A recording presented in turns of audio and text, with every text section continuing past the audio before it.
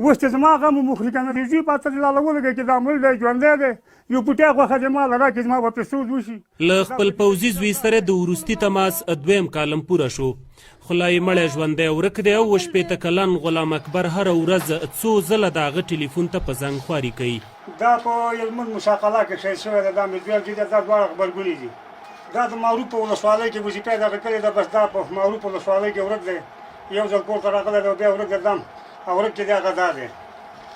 او څلورم دا دی دا په مزار شریف شاهین قل اردو کې و او په تخصري پل کې بس دا هم ښایي شوی هغه خاورو کې پراته دي او زه په سر باندې ورته ژاړم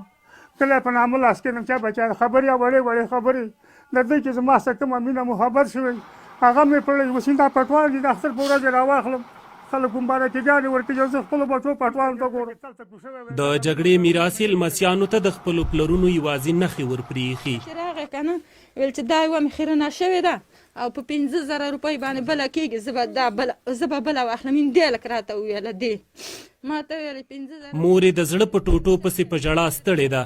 وایي 3 ننګیندې د پلار په کورونو وسپارلې او د ورک زوی 2 مېرمنې یې لا په تمه دي چې که خاوند یې ژوندی کور ته ورستون شي. او ماشوم دی وبینې که چېرته تصویر بیا چېرته یې ورشه بیا راویخله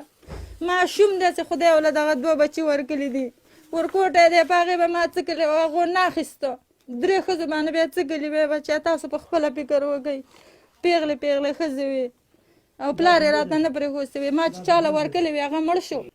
نازولې اوس د نیکه لاسته ناسته ده ښوونځي ته نه ځي او وایي په ژوند خوشحاله نه ده.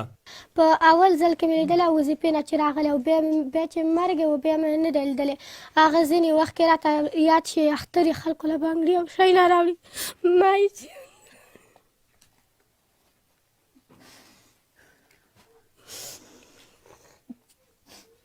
خلکو اخترې جامې خلکو پلرونه کوي څنګه چې سړی کړېږي پلار هم نه څوک راته جامې.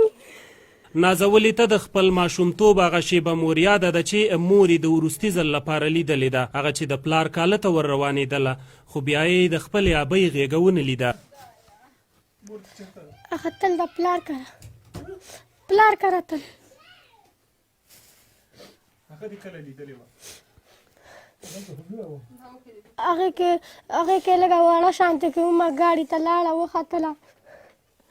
او دغه ته هم سترګې غړېږي. د غلام اکبر 5م او کشری زویم د پوځ لیکو ته ورغلی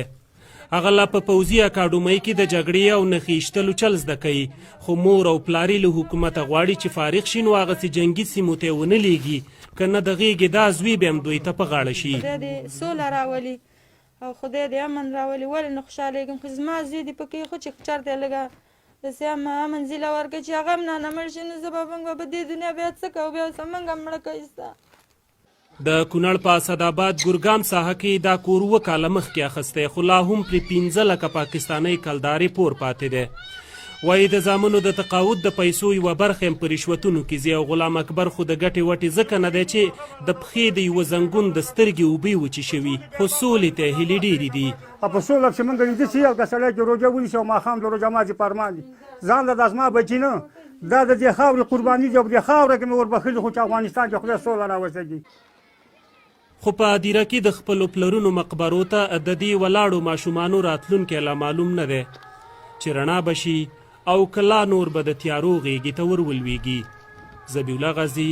اشنا ټلویزیون کونړ اسداباد.